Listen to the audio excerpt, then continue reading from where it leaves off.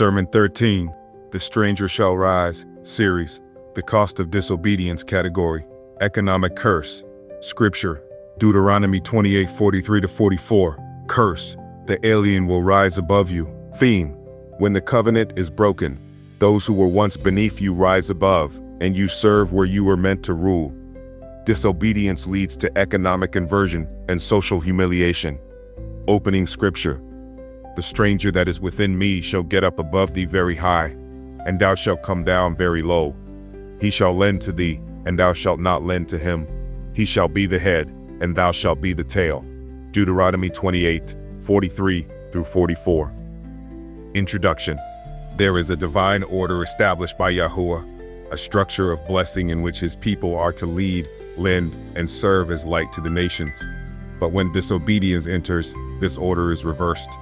The stranger, once subordinate, rises above. The covenant people, once favored, become subjugated. This message addresses the curse of economic and social reversal, when those who were meant to rule end up serving, and those once outsiders now dominate every system. 1.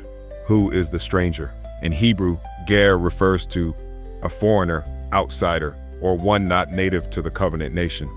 One who lives among you but does not share in your spiritual identity. Someone formerly beneath or dependent, now placed in charge. The stranger rising is not natural.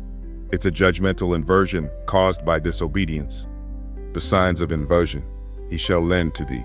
He shall be the head. These are covenant reversals. Point 1. The people who once owned land now rent it. Point 1. The people who once gave loans now depend on them. 3. When Yahoo reverses roles, disobedience causes Yahoo to remove favor from his people, bless the stranger who may not even worship him, elevate outsiders as a form of correction. Examples in Scripture. Egypt ruled over Israel when Israel grew corrupt. Modern manifestations of this curse. Nations built by the labor of Yahuwah's people now controlled by foreign powers. Banks, corporations, and governments ruled by those outside the covenant. Cultural domination by ideologies and systems foreign to righteousness. Generational debt, dependence, and powerlessness in communities once strong. This is not just economic misfortune, it's covenantal consequence. 5. The spiritual message behind the economic curse. When the stranger rises, point, it reveals a loss of identity. It confronts us with the fruit of rebellion. It calls us to return to the one who ordained us to lead. We were never meant to beg, we were meant to bless. Ye are a chosen generation, a royal priesthood. 1 Peter 2.9.